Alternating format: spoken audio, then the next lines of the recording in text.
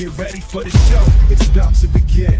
Pro fan talk when we dive right in. Sports talk, hot takes, ain't nothing we lack. We the real fans, nothing holding us back. Mic check, 1, 2, y'all know the drill. We bringing the energy, keep it real. Touchdowns, some liquid air on the slam dunks on the court. Every sport, every game, we holding down the fort. We breaking down the plays, dissecting the stats. Pro fan talk, we keeping it fat. Debating with passion, no filter, no doubt. We the voice of the fans, we scream and we shout.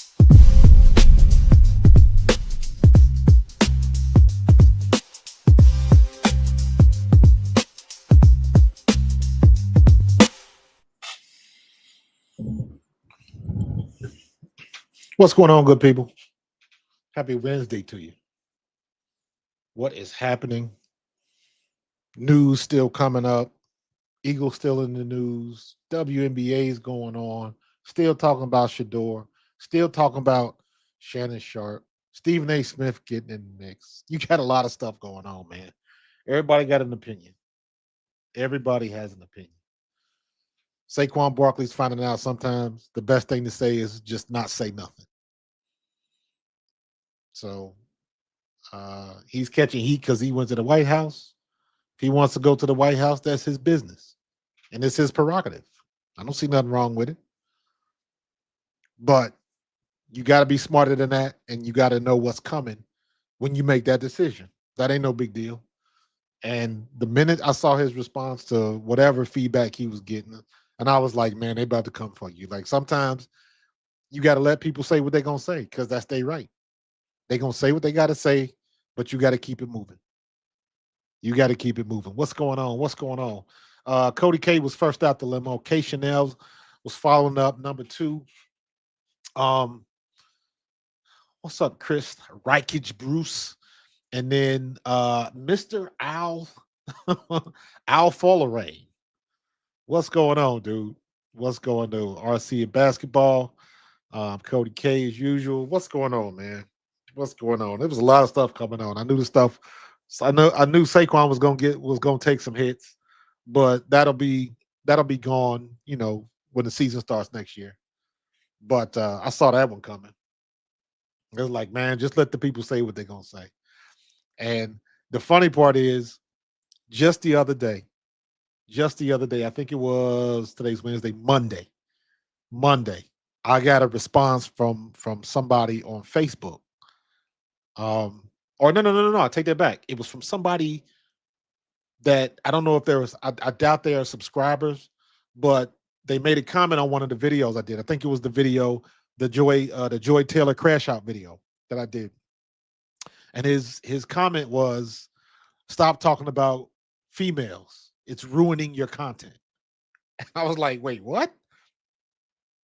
But Mina Kimes is one of my best videos. Joy Taylor was one of my best videos. So I don't know what he's going or what he's talking about.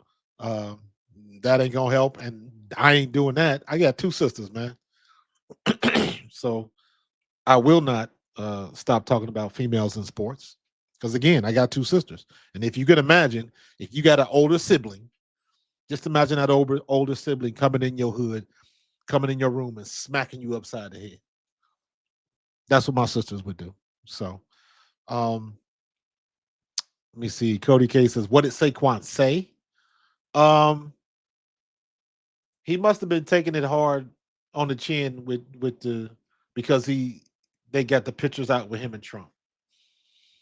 And for obviously a lot of people didn't like that, but he responded to it.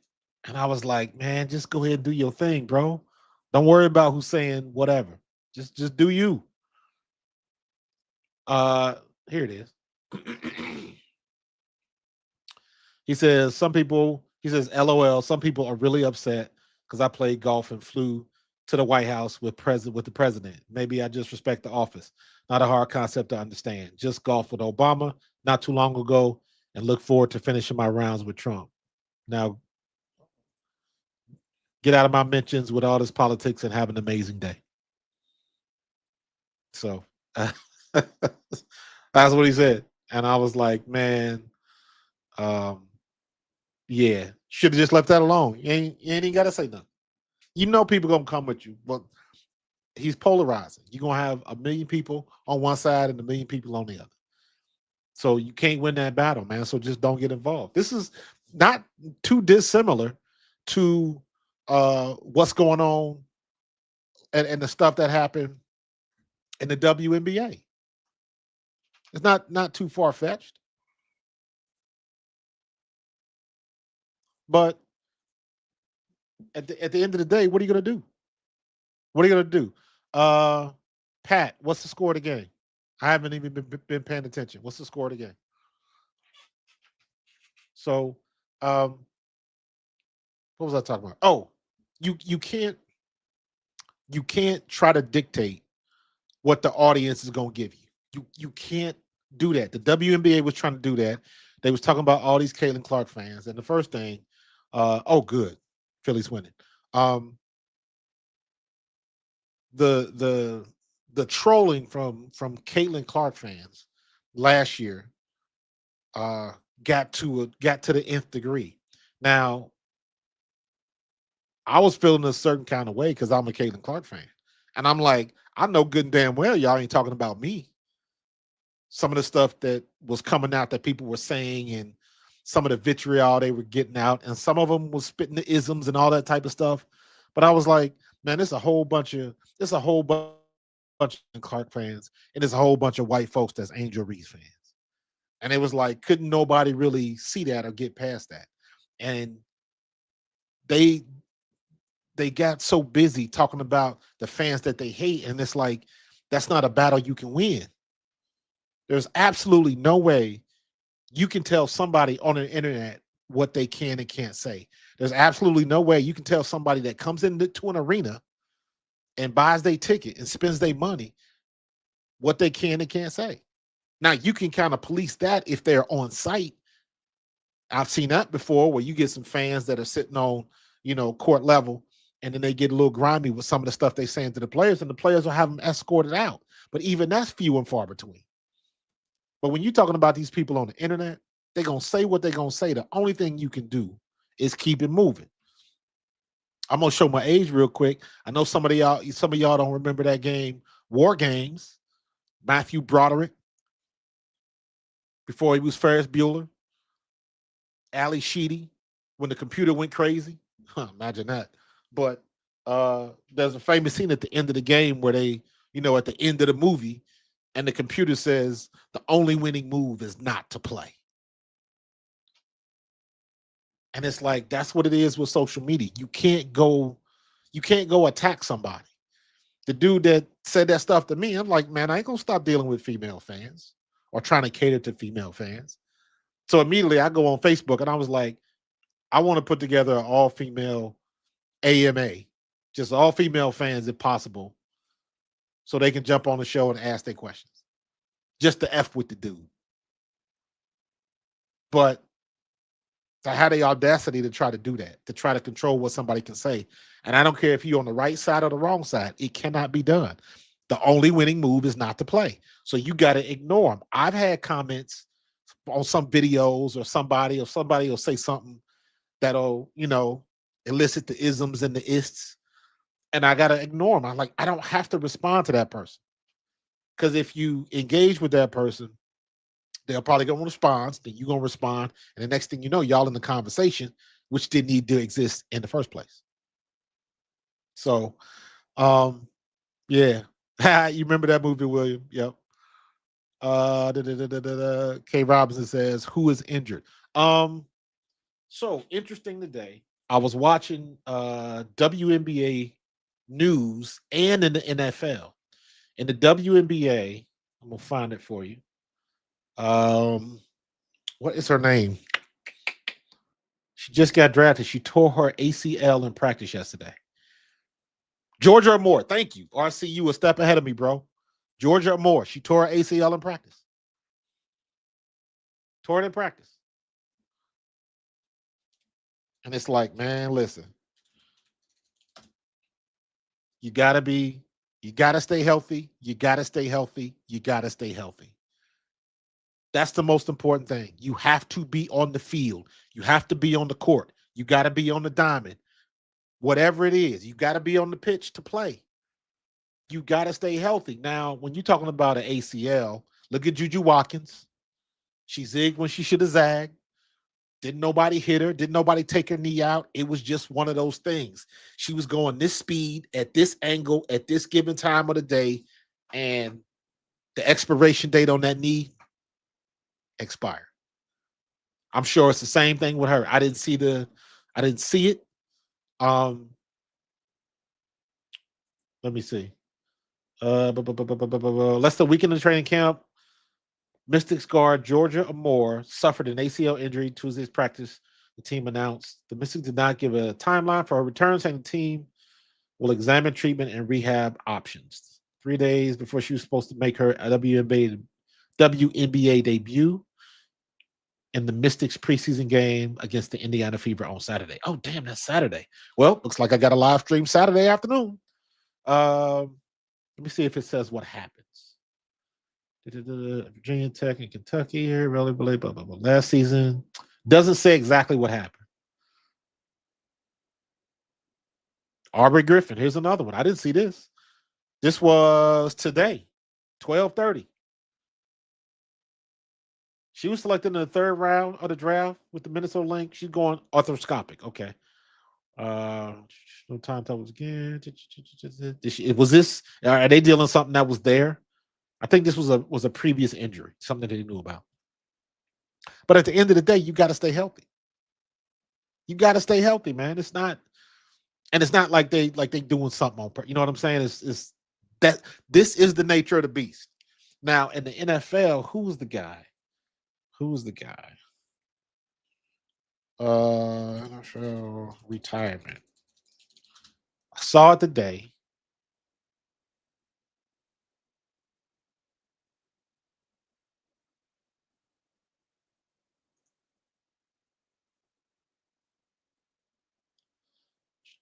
Jordan Travis, backup quarterback for the Jets.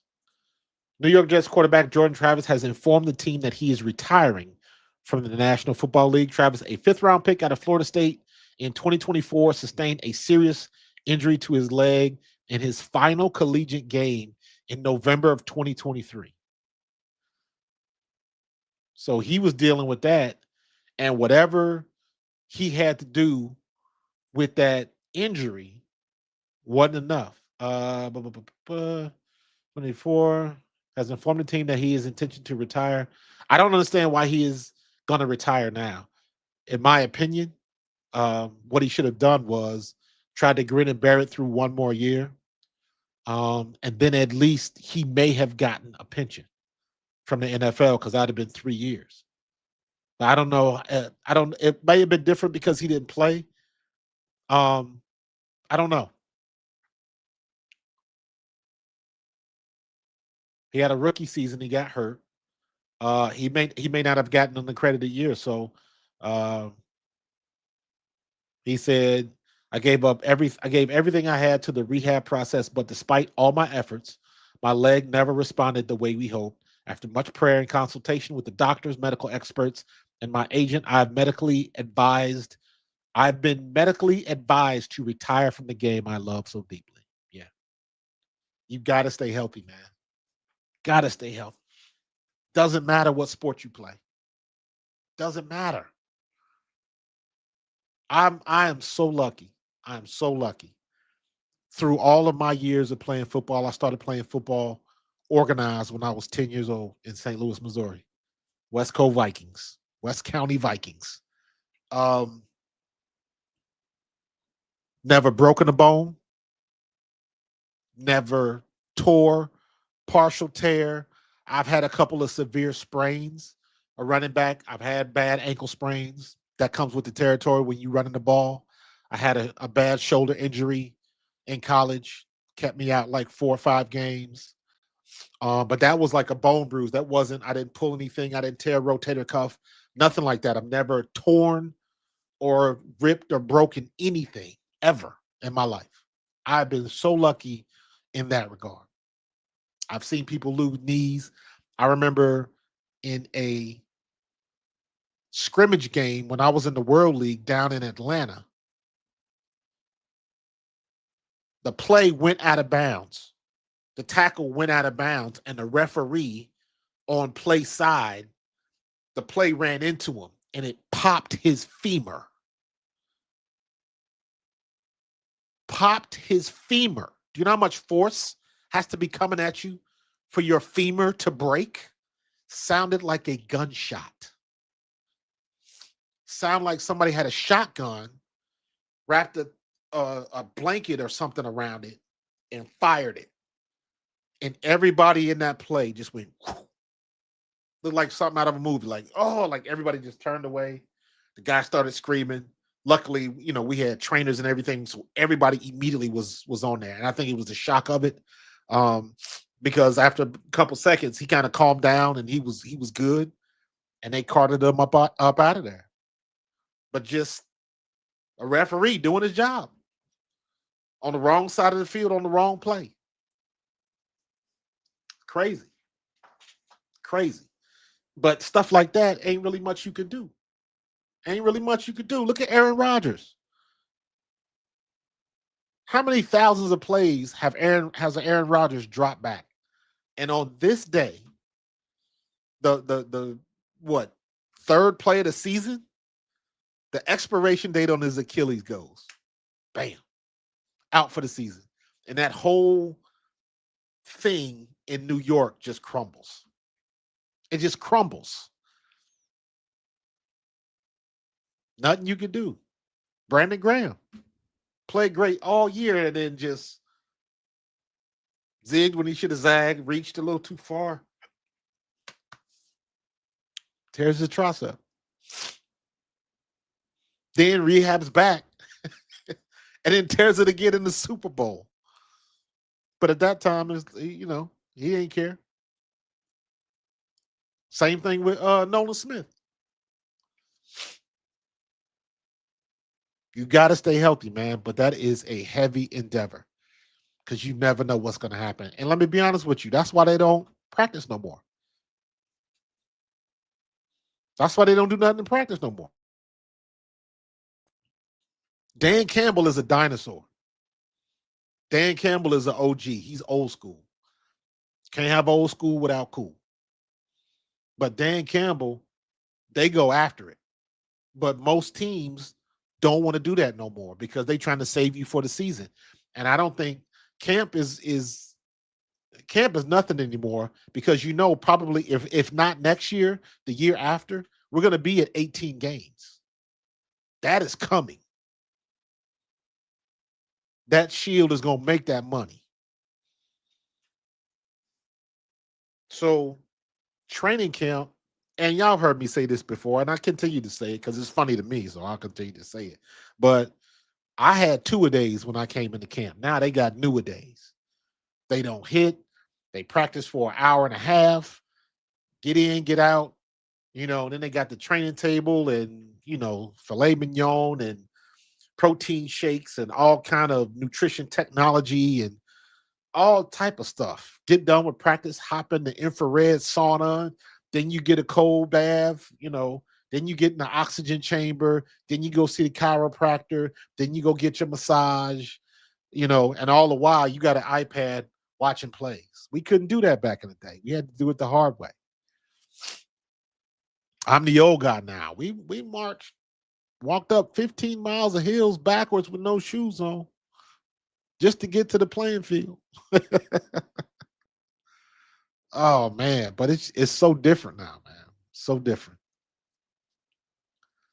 So hold on, I'm looking. I'm gonna be all over the place tonight. So it ain't just football, it ain't just basketball, it ain't just Eagles, it ain't just WNBA. We all over the place. So if you got a question, hit me with it. I just saw it. Oh, RC and basketball. UConn got another high-quality portal player from Wisconsin, Sarah Williams. 6'4" versatile big is heading to UConn. Lord have mercy. UConn, she averaged like 18 points per game last year for the Badgers. Lord, good grief, man. It's bad enough that they got AZ Fudd and Sarah Strong. Sarah Strong is arguably the best player in the country right now. What she did in the tournament was ridiculous. Ridiculous. it was my opinion that Sarah Strong should have got most valuable player of the tournament. But I understand and I'm okay with AZ Fudd getting it. But for Sarah Strong to do what she did as a true freshman, she deserved that award in my opinion. But they both ball. So AZ Fudd is no joke. No joke. So is she dating Paige Beckers? Is that a thing now? Is that confirmed or they just show up at each other's events all the time? I don't know. Do I ever wish I was born like 20 years later with the type of money they make now? Man, listen, I was just having that conversation the other day. Me and Tone were talking. Me and Barrett Brooks make that joke all the time. But like, man, we were born too soon. Because I think I was talking about Big Sister. When in 1993, when I made the Eagles, I was an undrafted free agent. So they signed me for the rookie minimum. I didn't even get a signing bonus. Hell, I got a signing bonus when I went to camp with the Jaguars in Camp Coughlin, Tom Coughlin's first year. I got a signing bonus when I signed with them, and I didn't even make the team. I made the team with the Eagles, and I didn't get a signing bonus. They didn't give me jack. But man, listen, the minimum salary was 100 in 1993. The minimum salary now, going into 2025, I believe, is 843. So if you make a team and you get minimum salary, you play your cards right, you good for a couple years after that year. You got maybe 2-3 years that you can live off that money if you can, if you don't do stupid shit. The problem is a lot of these young guys, if you a thousandaire, you want to live like you a millionaire, and you ain't got it like that. You ain't got it like that. I learned that very quickly in the league. First time I went to cash my check. Anybody from Philly, we can go way back a couple years. You remember Mellon Bank. Mellon Bank was the official bank of the Philadelphia Eagles. And there was a bank not too far from the stadium. And after I made the squad and I got my first game check, I rode to the bank with Randall Cunningham. And I was in line and I had my little, I don't know what it was. I think I made like $5,600 a week or something like that. Randall had a check for 70 grand. That was his weekly. And this is back in 93. So I can just imagine the stuff that they do now. It's just, oof. So to answer your question, I wish, but it is what it is, man. This is my time. So, but we talk about that a lot, man. Just all you got to do is just make the squad and you good for at least a couple of years. You know what I'm saying? So the money they got right now is just stupid. Media rights. That's what the WNBA got coming. They just got to play their cards right. If they get the media rights, if they get anywhere remotely close, they ain't even got to get close. They just got to get on the same street as the NBA and the NFL. And they can do that because now they have a bona fide star. Now because Caitlin Clark is in the league, regardless of what everybody says and everybody bitching, moaning that we were here first and all of that type of shit. And like, yeah, you were, but wasn't nobody watching you. That's the long and short of it. That's the long and short of it. And I say this all the time because I'm invested in the WNBA and I watch it and I can rattle off names. 3 years ago, I could only tell you maybe one player, maybe one or two players in the WNBA. And that was Kelsey Mitchell and Diana Taurasi. Diana Taurasi, because I remember her from UConn. I probably would have named Candace Parker because I remember watching her at Tennessee. And that was about it. I could rattle off a whole bunch of names, all the teams. I couldn't do that 3 years ago. So I'm invested. I'm the guy that the WNBA is looking for because I'm a relatively new fan. I'll be a second year WNBA fan, second year. The only reason I knew Kelsey Mitchell was because she went to my high school and I was very good friends with her father. I've told that story a million times. Her father was the one that got me in college. He was my fraternity brother, Alpha Phi Alpha. We played football together at Eastern Kentucky. I owe a lot to her father. So for me, it was personal. He passed away last year. She was the only reason I watched the WNBA. I watched to watch Kelsey Mitchell, period. I didn't care about the teams. I didn't care about Indiana. I didn't know anybody else. I wanted to see her play on TV, like, so I could say, yo, that's my man's daughter. That's my frat brother's daughter. Other than that, I knew Candace Parker from Tennessee. I knew Diana Taurasi from UConn. That was it. That was it. Now, you go back a couple years, and I'm watching Dawn Staley go undefeated. The year before that, I'm watching LSU and Iowa go at it, and I'm invested. So the men's game was boring. NBA was boring. And it was 3 years ago now. I watched the whole NCAA tournament, and I didn't watch one men's game.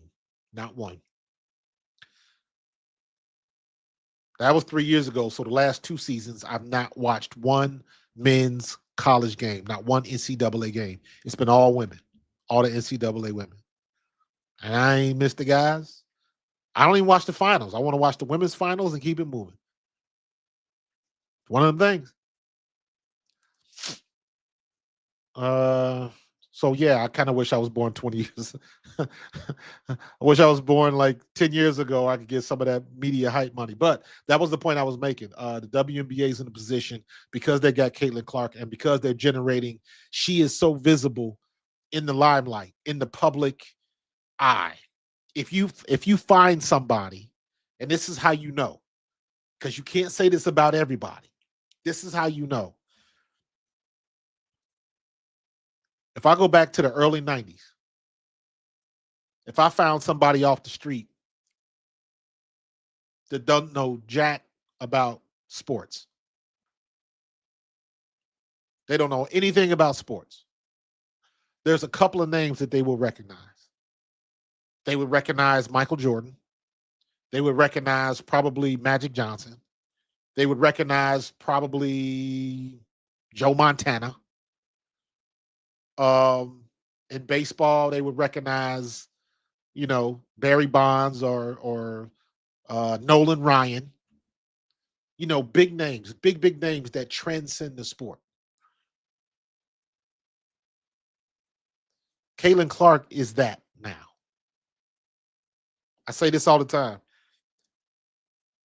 If you went to a spot to get autographs, and there was a seat for LeBron, there was a seat for Steph, and there was a seat for Caitlin Clark, the Caitlin Clark line would be as long, if not longer, than Steph and LeBron, in my opinion. Because there's a bunch of little girls, 10 and younger, that have no clue who LeBron is. They have no clue who Steph Curry is. She has transcended the sport. People that don't watch sports know who she is. Angel Reese is there as well. She's just not quite as visible in the forefront. Angel Reese has got social media on lockdown, though. As far as social media, there is nobody bigger than Angel Reese. So she's become a household name. But it's not too many others. Maybe you could say Sabrina Ionescu, but if you don't watch NBA basketball, you won't know who she is. Because she got her visibility when she was in the 3-point contest with Steph. So that raised her profile. Absolutely. That was the first time I was introduced to her. I was like, yo, she can shoot. But other than that, A'ja Wilson is unquestionably the best player in the league, without question. Most people don't know who she is, though.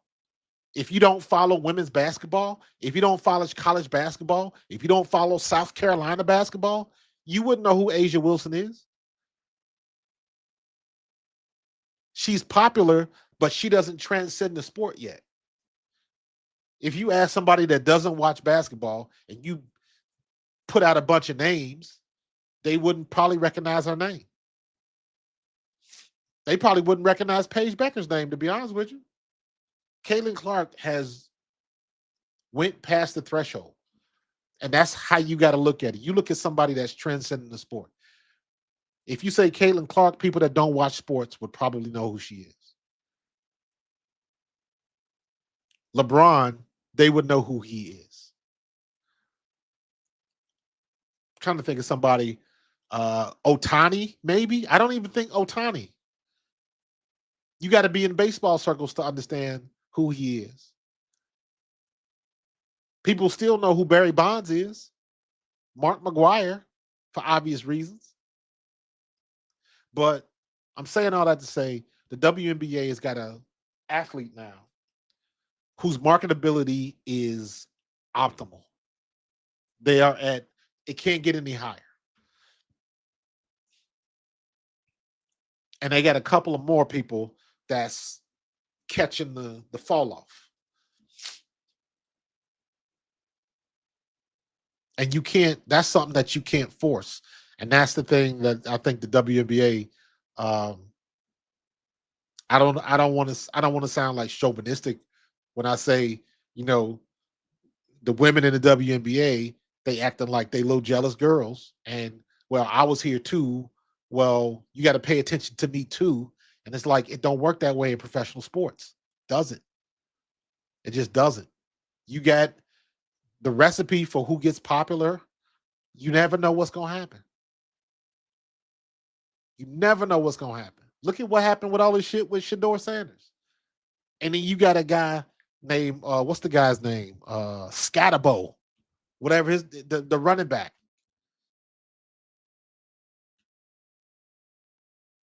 He's somebody that just people gravitate to. You never know who's going to have a recipe to be that popular player. Nobody thought Jalen Hurts was going to do what he did. Why you think everybody in Philly is so biased when it comes to Jalen Hurts? Because we know the story. We noticed we don't watch everybody else. We were almost there with Donovan McNabb. Michael Vick stepped in and then he peaked it for a minute. But we could never get to the mountaintop. And Donovan McNabb was a phenomenal quarterback. Borderline Hall of Fame. But he couldn't get over the hump. So we got those athletes that get us all the way to the peak, and we just can't get over the hump. I played with Randall Cunningham, one of the most dynamic quarterbacks the league has ever seen. Wasn't nobody doing it before Randall did it like that. Randall was otherworldly. His talent was just, he did it effortlessly. Yeah, can't even talk. And then nobody recognized his greatness until, I can't say that. They knew he was great, but it didn't really manifest till he went to Minnesota with Chris Carter and Randy Moss's rookie year. And even then they didn't make it. Stupid kicker.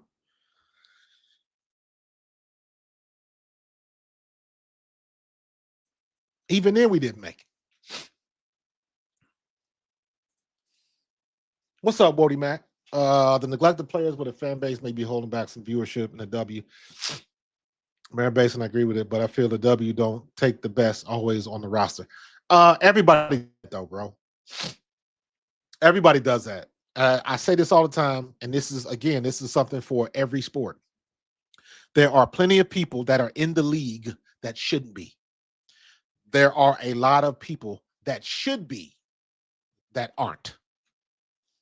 Every sport. There are some fantastic golfers, never made it to the tour for whatever reason. Tennis players, same way. When you get with them singular sports, how come this person never made it to the tour, never made it? How come they didn't make it? I don't know. Victim of circumstances, couldn't raise enough money, didn't have a sponsor. It's different when you play sports like that. And then you got to you got to get a tour card and all the stuff that you got to go through to be a professional golf player on the PGA Tour. It's crazy. And then you got baseball, and you got, football. Now football with NIL, that's opened up a whole nother Pandora's box. Yeah, Wody Mac, listen, there's always been hookups and nepotism, always been. And that is not going to change. That is not going to change. And what I think the WNBA needs to learn how to do is they got to learn how to play the game, but the game ain't fair. That's just part of the business. Again, look at what happened with Shedeur Sanders. Do I think it was like he was colluded against? No, I don't. I think some people in those higher circles just didn't like his attitude. Point, period, in the paragraph. The shameful part of it is that's not something he was putting out there on purpose. He is who he is. You got to look at his father, how he was brought up, all of that type of stuff. But I bet you he's a good quarterback. He's a good leader. He's a good teammate. He's a good friend. All of that type of stuff. And all of that shit goes away once you get in the league. Because if you try to pull that bullshit in the league, you will get humble real quick. That's why I don't worry about that stuff. When I played every year, because of social media, you don't see it as much now because somebody will ruffle the feathers. They'll call it bullying. But every year, on every team back when I was playing, there was always one draft pick that would come in and thought he was hot shit. And that would be the guy that got taped to the goalpost. We used to tape guys to the goalpost back in the day. When I was playing, it was Tony Brooks from Notre Dame. Tony Brooks wasn't playing. He was hurt. Everybody knew he was milking his injury because the NFL says they cannot cut you if you are injured. So he milked that injury as long as he could. And everybody knew it. But he would come out, the tape, come out in practice talking shit and just, and then finally all the vets got together, got up on him, dumped the ice chest on top of his head, and everybody with about 20 rolls of training tape, and they literally taped him to the goalpost. That happened every year. You was waiting on it because there was always somebody. There was always a rookie that would come in and just wouldn't shut up. Wouldn't shut up. Because you got rooks that will come in and what they're trying to do is they're trying to make an impression. Like you still see that a little bit today. You might have somebody on the defensive line that every time he goes in one-on-ones against offensive line, he always starting to fight. Always. And it's like, dude, you ain't got to do that. Beat your man or you get beat. And you go on to the next play. But there's always somebody that's trying to put a little something extra on it because he's trying to make people stand up and notice him. And that's not the way to do it. Teammates hate that shit. They hate it. But it's like that every year. Yeah, Cleveland been struggling, man. Cleveland been struggling. You can't deny that, bro. Can't deny that. But it's a different age, man. We kind of policed ourselves, but now with social media, dude, I would have never thought. I remember when I saw what happened when Antonio Brown when he was still in Pittsburgh, and he did a live stream with Mike Tomlin. I was like I didn't even know how to process that because we could never do that. I mean, it didn't exist back then. There was a mutual respect because a lot of the guys, everything, it was WIP and the Philadelphia Inquirer. That was it. It wasn't 97.5. It didn't exist yet.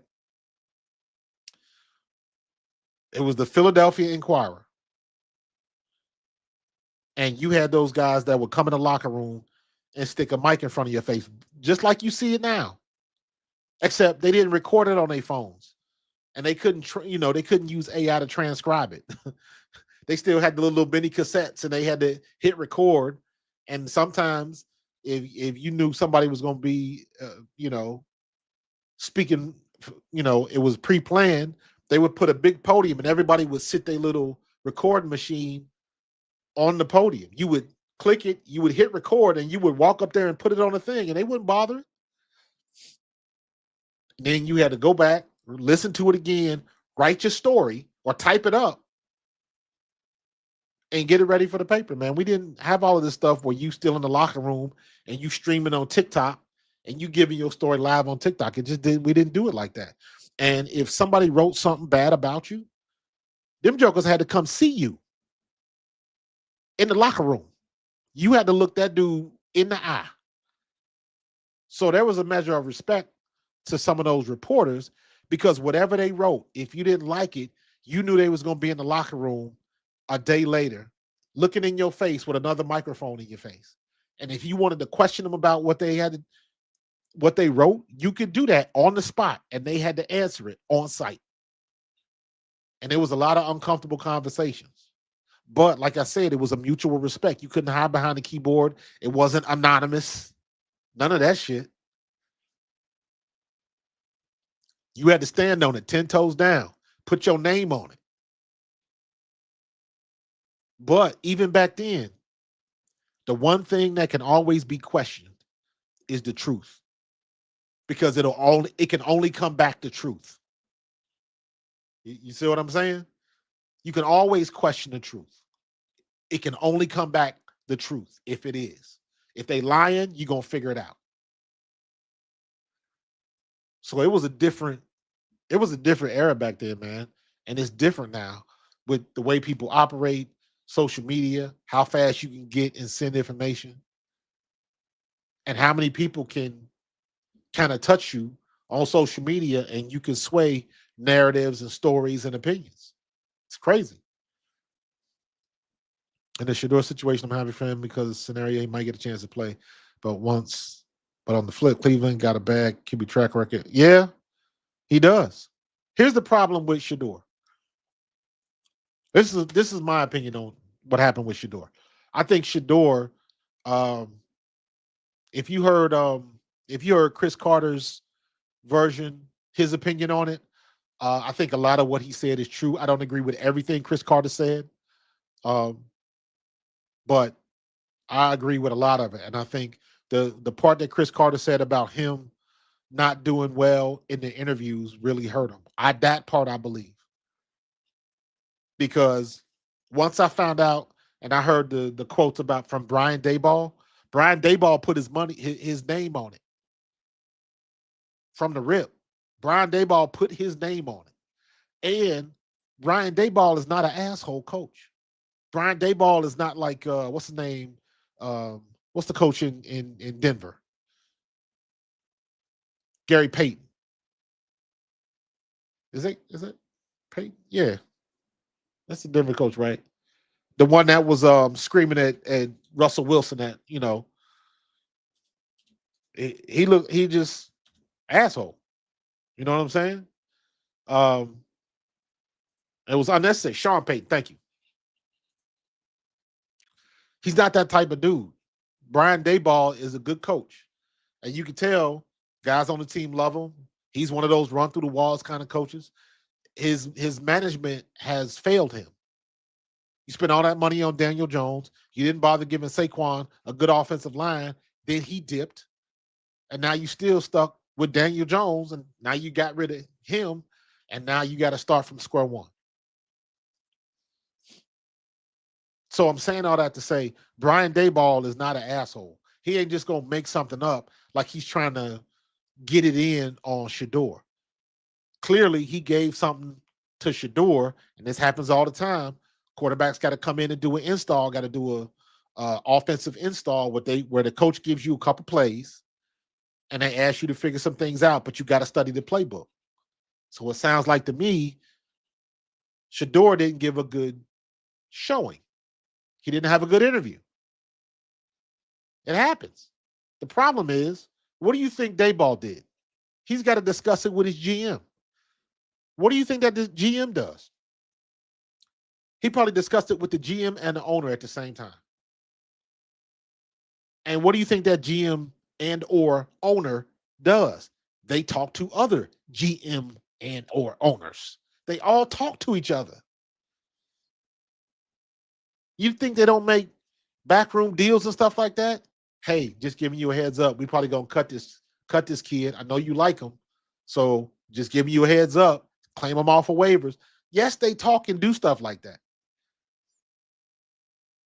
That's just the way you do business. They get hookups, and they got the end like everybody else does. I know somebody in this chat got a friend that work at Red Lobster or work at Chipotle, and every time you go, you get a free burrito, you get some extra guac, you get the free shrimp, you get the extra fish and chips in the basket. They hook you up. That's the benefit of knowing certain people. It ain't what you know, it's who you know. And when you're talking about guys in that situation, GMs and ownership, that is a very small club with that type of money. Very small. You're talking about the top, not even top 1%. You're talking about the top 0.05% that got money like that. That can throw around 300 and 400 million. And it's not even a blip in their bank account. So yes, those people talk. And in my opinion, Shedeur probably didn't do himself any favors by not really giving a better effort in those meetings. No, I don't think it was colluded against. Could it be the is or the isms? Possibly. Because let's be real. Some of those super rich owners, they don't hang around too many people that look like us, unless you in the NFL draft. But you're not gonna stroll by his mansion on a random Thursday and find a lot of dark-skinned people in there, other than the help. Let's be real. But that's the nature of the beast. We already know that. That ain't a secret. That's not a. So when you go in there and you going into these meetings, just like if you was interviewing for your job, you got to put your best foot forward. And what I think is, I don't know this for sure, what I think is that he may have been a little bit too loosey-goosey with the, do you know who I am? I'm going to be, you still got to put the face on. You still got to put the face on. If everybody on your job tells you you deserve that promotion, when you go interview for that promotion, you ain't going to go in there and say, I already got this right. I'm that dude for the, you ain't going to do that. You're going to put your best suit on. You're going to put your best foot forward, and you're going to try to make it happen. You still got to play the game. And that's where I think Shedeur failed. I'm not blaming this on Deion. A lot of people keep bringing him up. Teams are scared that when his son gets there, that he going to want to be the head coach. And I'm like, so what? The ownership makes the decision on who they're going to hire as a head coach, period. If the ownership don't want Deion Sanders as a head coach, he ain't going to be a head coach.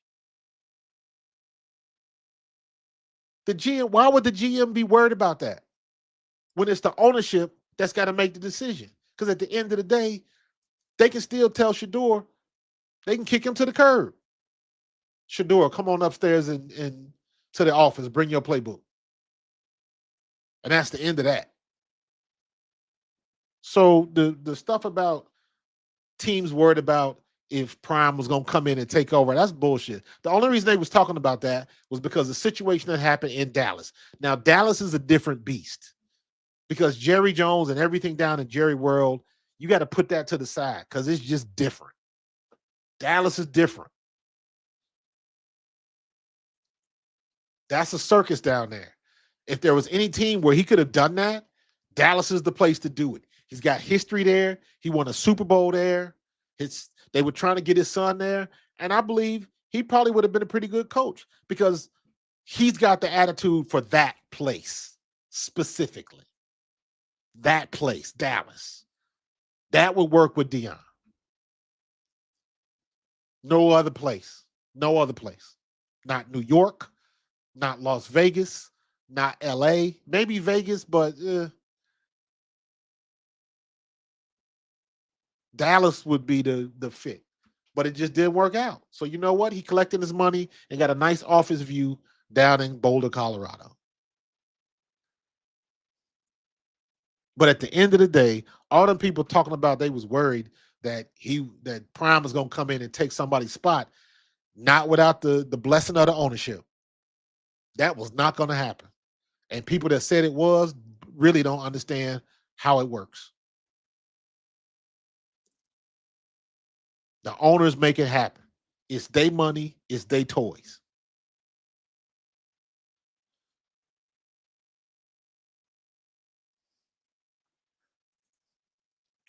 Not going to give any type of offensive line or any type of weapons. Cleveland is hot trash. You could pick one team and they probably could give. Listen, man.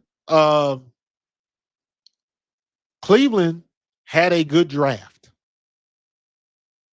And for everything everybody's saying about Shedeur, the bottom line is, if you want to look at it from this perspective, they got a top 3 quarterback in the 5th round. You're talking about somebody falling to him. Why they took that kid from Oregon? He's a good quarterback. I believe he was Big Ten Player of the Year. But in my opinion, I think Shedeur was a better quarterback. Why they drafted 2, I don't know. But I understand. When I came out my rookie year, 2 undrafted free agents at running back. Both of us made the team. Me, Vaughn Hebert. We both made the team at the same position. That never happens. But it happened to me. They're trying to get Deshaun Watson out of there. They struggling to get off that contract. That's the failure of the ownership. Why the hell would you pay him that much money? Why? Because they were that desperate for a quarterback, and they thought he was just going to come back in and do what he did in Houston. And it's like when he got back in the league, his mental wherewithal was gone. He's never been the same. He's peaked where he was okay, where he was just good. He was never as great as he was way back in the day when he first got in the league. But people forget, man, Deshaun Watson was it. He was a smart quarterback. He stayed in the pocket. He wasn't trying to run everywhere. Everybody liked him. He was basically what CJ Stroud is, except better, in my opinion. And then when all of this stuff happened, he had one too many massages. Went to the school of Shannon Sharp. Well, I guess Shannon Sharp attended his school because he was first. I don't, but why did Cleveland give him that much money? I have no idea.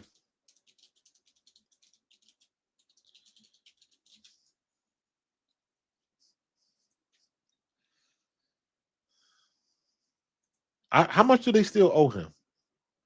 Deshaun Watson signed a 5-year, $230 million contract with the Cleveland Browns, including a $44.9 million signing bonus. His average annual salary is $46 million. That's a whole lot of hamburgers. Why Cleveland would agree to something like that just screams of desperation. He had been out of football 2 years, and they just threw that money at him. And he hasn't gotten anywhere close to the level he was playing at before all this shit happened. They gambled. And essentially, every time you draft a quarterback, and any player for that matter, you're gambling.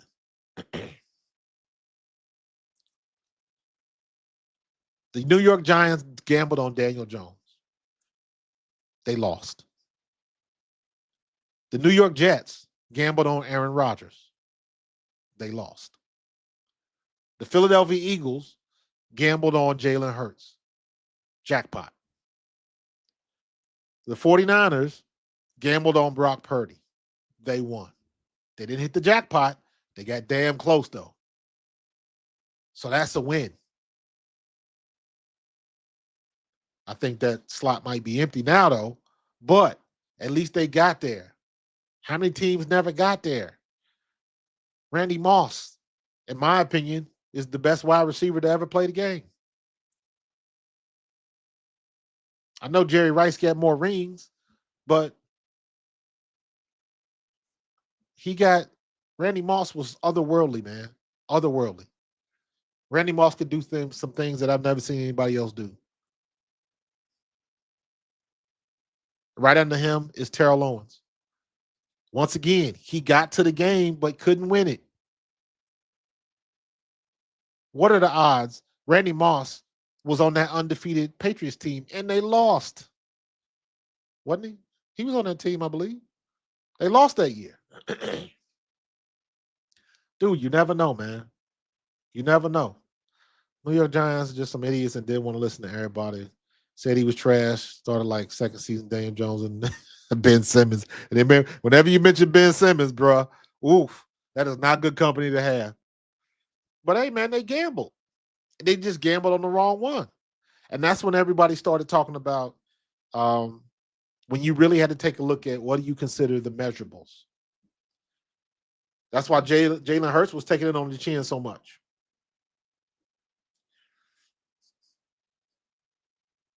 That's why Jalen Hurts was taking it on the chin. He wasn't 6'4". He didn't have a rocket arm. He couldn't throw end zone to end zone. Couldn't do none of that. All he did was win. Win don't count. You got to be able to throw for 4,500 yards a year. Well, guess what? He just proved it wrong. He proved if you got a balanced team, you can do anything you want to do. But we've seen that before. We saw what happened in Baltimore. We saw what happened with the, well, some of y'all might be too young, but go back and look at the 85 Bears. Once again, the defense, where you think defense wins championships come from. 85 Bears. Jim McMahon was a good quarterback, just good. He wasn't great. He scored just enough points to keep the Bears. They went 15-1 that year, almost went undefeated.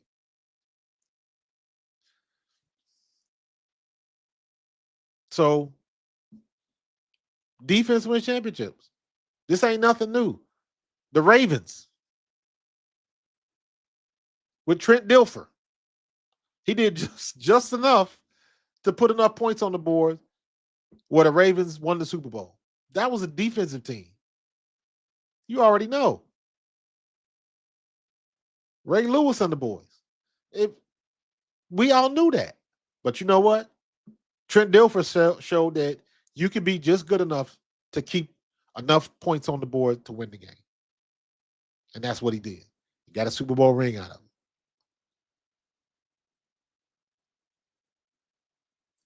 Brad Johnson and the Bucks. Absolutely. That's a good one.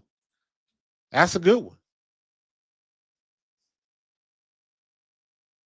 But it doesn't always work out. Look at Montana in Kansas City. He couldn't get it done in Kansas City.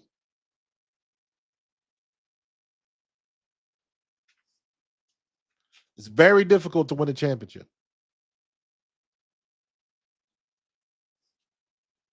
And what the Philadelphia Eagles showed was when you put a team together, I hate that when people say, oh, you're supposed to win. You had the best team in the world.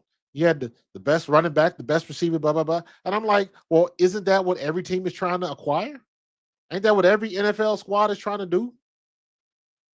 At least I thought it was. So why we get penalized? Because we did it. We actually got a group of executives who are the smartest guys in the room. Everybody can't say that. They want the title, though. They want to be considered one of the smartest guys in the room, but in reality, they are not. We got the smartest guys in the room. And if they're not the smartest guys in the room, they talk to the smartest guy in the room, being Howie Roseman. Everybody ain't got that. New York ain't got that. Jacksonville ain't got that. So you get what you get. We reloaded. We looking to go again. Every time I look at Ty Hamilton, I just get a big smile on my face. Every time I see Jihad, South Jersey's own, I get a smile on my face because he about to wreck shop. Our defense might be better than last year. They just signed Jordan Davis to the 5th-year extension. He ain't going nowhere. So now you got to worry about Jordan Davis and Jalen Carter and Nolan Smith and Jihad Campbell and Jalix Hunt and Moro Jomo and Ty Hamilton. What? You got problems. You got big problems. You got to pick your poison. Any answer is the wrong answer because we coming.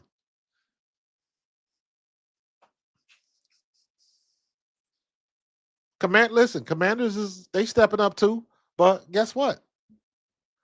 Commanders was a Hail Mary away from not making the playoffs. But I got to give him credit. Jaden Daniels did his thing. He won the games he had to win. So be it. I don't care. I can't go back and say that he got lucky. It don't say luck. It doesn't say LW or LL. Not a lucky win, not a lucky loss, nothing like that. It just says L or W. Don't care how it was done. When you look at that game where they lost it on the Hail Mary, or when they won on the Hail Mary, in parentheses, it doesn't say they won on a Hail Mary against Chicago. It doesn't say that. It just says win. It's streamlined. And everybody, you go down there, you got to get the stuff going. I mean, it is what it is.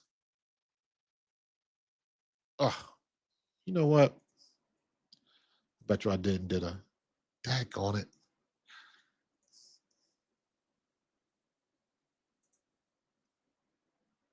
Dang it. Let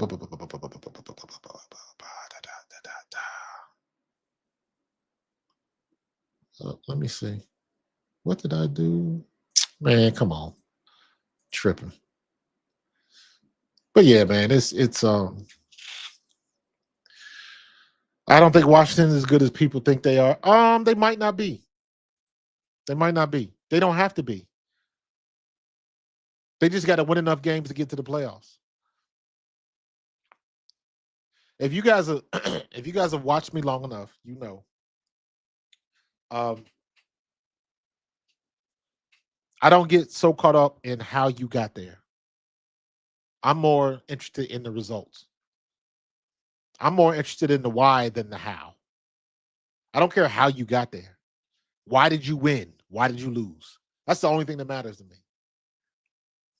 That's the only thing that matters. Everybody else gets caught up in the semantics.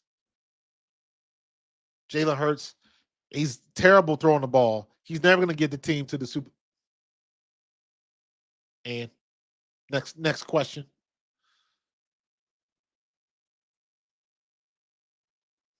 You stop Saquon Barkley, Jalen Hurts is in trouble. And next question. I'm interested in the why. I don't care about the how. Give it to Saquon 30 times in the game. I don't care. If Jalen Hurts throws for 450 yards, I don't care. If he throws for 4 yards, I don't care. I knew that game against Carolina where he only threw for 130 yards. I knew A.J. Brown was mad because they missed opportunities. That's why he was pissed off. Not for the lack of the passing game, because guess what? Everybody bitched, moaned, and complained about what A.J. Brown said. Totally forgetting the fact that he was correct. He was 100% right. The passing game sucked that game. And everybody knew it. And I guarantee you they talked about that shit in meetings. Because Jalen Hurts looked like hot garbage that game. You had to go back and watch the film. I know they did. And what people don't understand, you've never been in the locker room, those are the most uncomfortable conversations sometimes. What goes on in film session? Because film session, you can't hide. The big guy in the sky don't lie. You cannot hide. I learned that lesson early in college. I was a redshirt freshman, got inserted when our starting tailback went out, and I never stepped off the field after that moment. And a couple games, you think you hot shit, going for 200 yards, and then you get in the film session, and you might have 13 carries for 170 yards, but the coach will rewind the one play you screwed up 30 times and let everybody know you screwed up. That's the way the game goes. Those are the uncomfortable conversations that be having in the film sessions. That's where you learn and you figure out who you are. And you can't put nothing on them. Can't get over on folks. The big eye in the sky don't lie. So all the people talking about, the fracture in the locker room, I was like, man, that's just family talk. Family talk. Everybody in this chat got somebody in their family at some point in time they didn't get along with. You still tight with them. You still love them. That's your boy or your brother or your sister, whoever. Y'all might fight like cats and dogs, but let somebody else say something about them. And you ready to throw down. That's the same way in the locker room. You around those people more than you around your own family. It is a family dynamic. Families fight. That is part of it. That is part of the relationships. But if you're on the outside looking in, looking for a story to put on Twitter, you take everything out of concept. Yeah, man. He had some definite lows. But in those lows, he found a way to win. What else do you want to say? Everybody talked that shit about he couldn't throw. Everybody knew he was not the best thrower of football. He found a way to get it done. We knew he could. He just didn't throw a lot. And he stuck to his guns. I'm going to find the right way to win. If it's thrown 30 times a game, I'm going to throw it. If it's running the ball and handing it off, that's what I'm going to do. He was willing to do that. And everybody couldn't really deal with it because they want somebody to throw the ball for 35, 40 times. They want somebody to throw for 430, 500 yards in a game. Tom Brady threw for 520-something yards against us in the Super Bowl, and he lost. The long ball is overrated. What's the difference between an 80-yard pass if Jalen Hurts throws it 60 yards in the air, or if he throws a 5-yard slant to A.J. Brown and he breaks 2 tackles and takes it the other 75 yards? What's the difference? It's an 80-yard play. That's where people get mixed up. You saw it with Jalen Hurts. You saw it with Brock Purdy. Brock Purdy, Mr. Irrelevant. They did everything they could to try to get him off the field. They did not want him to start for the whole year. The only thing he did was keep winning. Again, he ain't got a rifle arm. The only thing, Brock Purdy strikes me as the type of dude, soon as he got into camp, he picked up the playbook faster than anybody else. That's what happens when guys like him make the team. He picks up the playbook faster than anybody else. So he knows what to do. He can tell everybody else what to do. He has confidence that Debo is going to be here. Kittle's going to be over there. He's confident in that, and he knows where to deliver the ball. He ain't got to throw the ball 80 yards in the air. There's no need to. Not when you had all them weapons. Get the ball in the hands of your playmakers and let them make plays. That's all you got to do. That's all you got to do.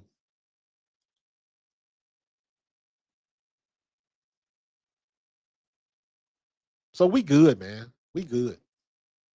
We reloaded. We ready to rock and roll. And then we're just playing the waiting game. I can't wait to go up to I'm gonna make it a point to get up to a couple practices. And I'm gonna do that before the official alumni day. I'm gonna try to get to some practices before then to see what's going on. That's what's up. We good to go, man. We are good to go.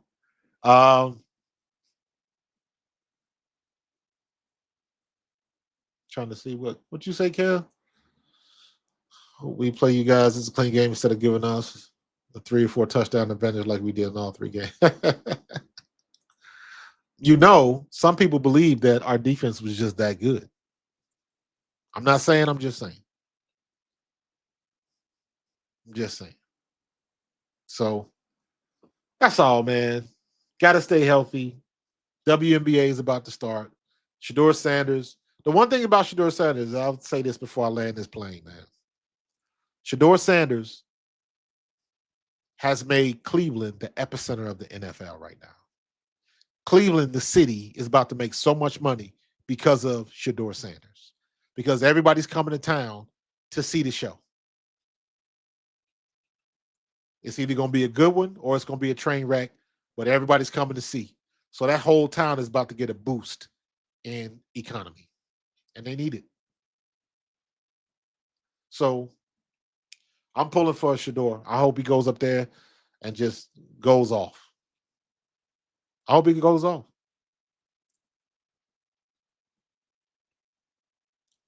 So it is what it is. Yeah, GMO, we went over that, man. It's he's entitled to his own opinion, man. He's entitled to his own opinion, man. So don't jump on social media like you surprised at a backlash. It's all good. So, Pat, the question about Shedeur is he going to get the right opportunity? That's what I want to know. Is he going to get the right opportunity? Because normally 5th round draft picks ain't getting a lot of reps. Let me say it like that. But they got a unique situation because, okay, he wasn't the top pick in the draft, but he was still the 3rd best quarterback in the draft. Some people had him 2nd. A few people had him the best. A lot of people weren't sold on Cam Ward. So, and here's how I look at it. And it's funny. You look at everybody now talking about he wasn't, NFL teams didn't have Shedeur as high as we thought. Uh, I beg to differ because all of the same um, analysis was coming out. Everybody was saying the same thing. So it wasn't like the talent wasn't there. So I think a lot of people had him on the board. But the problem is the realistic part of it was not a lot of teams needed a quarterback. That's the other part of it. That's the other part of it. All right, GMO, we get the point. You ain't got to keep repeating yourself. But I hope he gets a fair shot. I hope he gets a fair shot. So, um,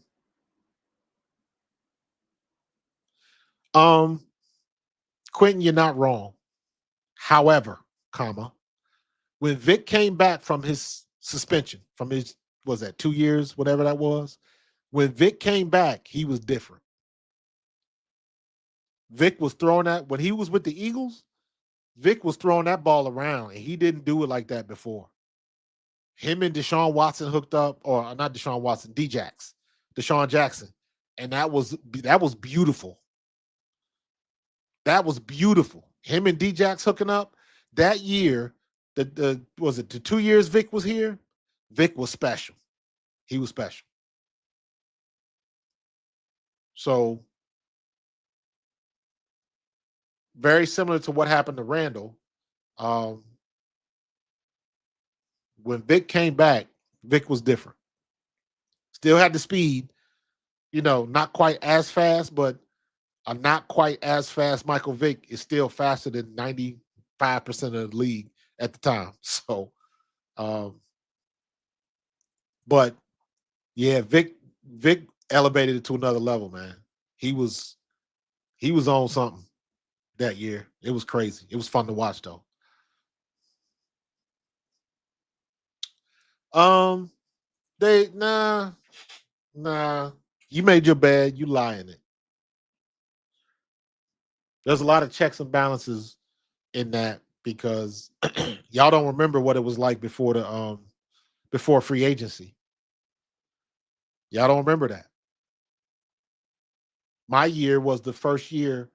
I believe I came in the CBA year, and the I can't believe, was it that year or the year after? Was it 92 or 93? Can't remember. But there was a heavy topic of discussion. The CBA and what you could do with free agency. Because you remember, my rookie year was 93. Reggie White left in what, 91? Because they didn't offer him a contract. Reggie White didn't want to leave Philadelphia. Norman Brayman didn't offer him a contract. So he had to go. He had to play somewhere. Norman Brayman was not going to offer him a contract. Was going to try to lowball him. Because at that particular point, Reggie White was probably one of the most popular athletes in the league at that point.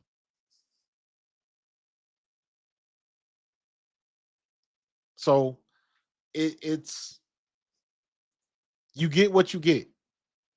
And that goes back to what I was saying earlier about being the smartest man in the room.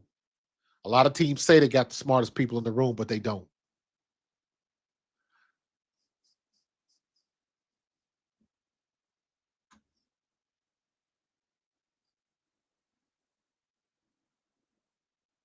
I mean, technically, but it's been like that forever. I mean, shit, we were just talking about Deshaun Watson. $230 million. They were the stupid ones. Why should they get the benefit? Because they made a dumb decision. Why do we let them off the hook? They knew better. They knew what Deshaun Watson did. They knew it was going to affect their fan base. What they thought was they was getting the same Deshaun Watson before the accusations. And what they thought was that he was going to come in and win a bunch of games and people was going to forget all of the dumb shit that happened to him. Not going to happen. Because by that time, we was in the internet age. Wasn't nobody forgetting Jack. Wasn't nobody forgetting nothing. So that was just dumb on their part. Why do they get, why you want to let them off the hook? That was just stupid on their part. And they still paying for it. Remember when the Raiders drafted Sebastian Janikowski? A first-round kicker? The Raiders did that. John Gruden was pissed. Gruden was pissed. They spent a first-round pick on a kicker. I mean, he was good, but a first-round pick on a kicker? Are you kidding me? The Raiders did it. He did it. Quentin, you remember that?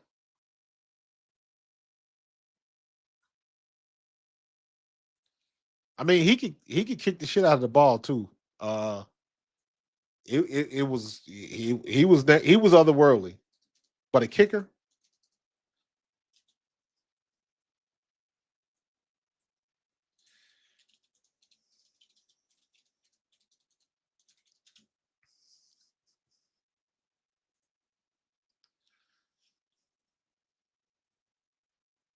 Yep.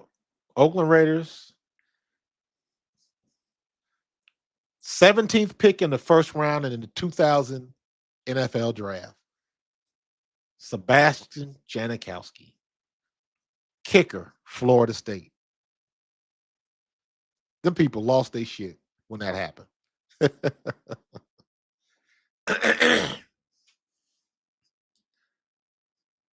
They lost their shit when that happened. Goodness. That was worse than Ricky Williams when they sold the farm to get Ricky Williams. But again, you go back and you look at the history of what they've done in the NFL. It's been some crazy shit that happened. Go back and look at when the Jets drafted Kyle Brady, the tight end from Notre Dame, when they were supposed to draft Warren Sapp. They passed up Warren Sapp for a tight end. Jets was doing it back then as well. Jets ain't never been good, man. Yeah, Ricky. Yeah, man, that was stupid, Pat. They just, again, man, I can't stress that enough, man. How many people think that they are smart and they are not? Again, everybody knows somebody like that on their job. They know it all. They think they got all the answers, and behind their back, everybody's snickering at them and laughing at them because they're not as smart as they think they are. Happens more than you know. Look at the dude in Atlanta. Let his kid get his iPad and he prank calls Shedeur. So now, guess what? That kid cost him $100,000 fine. And I looked this up. This guy, the coach, Jeff Ulbrich, the kid's name was Jax. And I use kid loosely. He was 21 years old. He was old enough to know damn better. But Jeff Ulbrich, the defensive coordinator for the Falcons, he makes $1.6 million a year. And he just got fined $100,000. Now, you might think that 1.6 a year, he made good money. However, coming off 100 bands is coming off 100 bands, dog. I don't care if you a 1.6 millionaire or a 46 millionaire. 100K is a lot of money. That's a lot of money. because your kid was acting stupid. That is the most expensive phone call ever.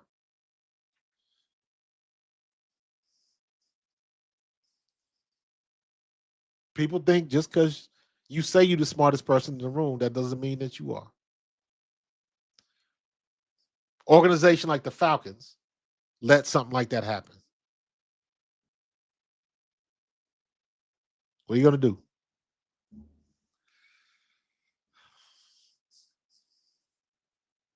Yeah, 400. Yeah, 450,000 prank phone call. Absolutely, absolutely. You ordering the pay per views? Oh my god! But yeah, man, it's crazy. It's crazy. Everybody, everybody that's got a job in the offices of these NFL games or these NFL teams, they probably really don't deserve it. They A lot of people don't deserve it. Their legacies, like you somebody said earlier, nepotism, um, doesn't mean you're the smartest guy in the room. Look at Jerry Jones down in Dallas. You could have had a dynasty with Jimmy Johnson if you'd have left everything in place. But your ego got in the way, and you fired Jimmy Johnson, and you let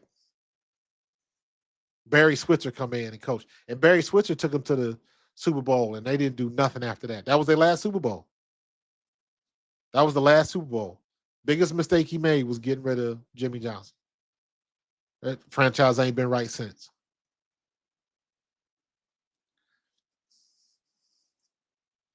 That 3 games named Tyler. Yep. Yep. So, but all right, man, I'm gonna get up out of here. I'm gonna get up out of here. Get up out of here. Good chat tonight, man. Trying to get my numbers up. Make sure you invite somebody. Make sure you hit that like button. Bring your friends. Yeah, good talk. I guess now I got to come up with a thumbnail for this. Got to figure out what I got to do. Did I play with glasses? No. You know what, Daniel? I didn't start wearing glasses until after when I worked for Apple for 9 years, and I was just like doing Apple retail because I'm a tech geek and I enjoyed that job. Love that job. Love them people. Love Apple.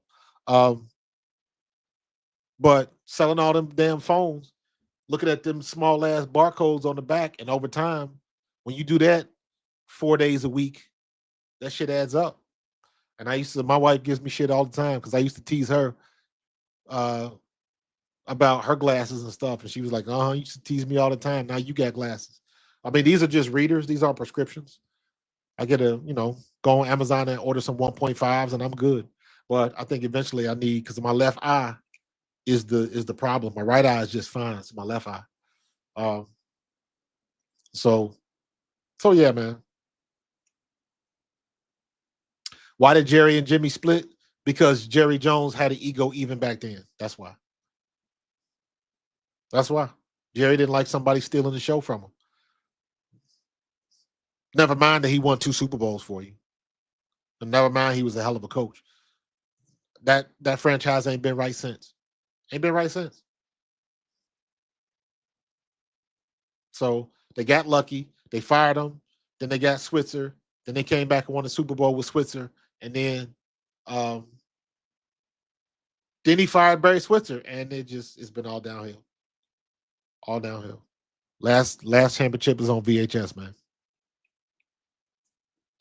So, but all right, man, I'm gonna get out of here. Maybe I'll make me some ice cream and French toast. Have me a little dessert, chill out with the wifey. And we'll be back again. We'll be back with it again tomorrow. So, all right, Pat. Appreciate you, Daniel L, Cody K, Quentin. Friday. Me and Tone are hooking up Friday at 7 p.m. We missed he was traveling last Sunday, so we didn't get to do our show. So we're gonna have a show on Friday at 7 p.m. and then we're gonna do our regular show on Sunday. So stay tuned for that. So all right, I'm gonna get up out of here, man, and chill. Y'all have a good night. Be careful out there. I love you. God loves you. And I will see you in the next one. Peace.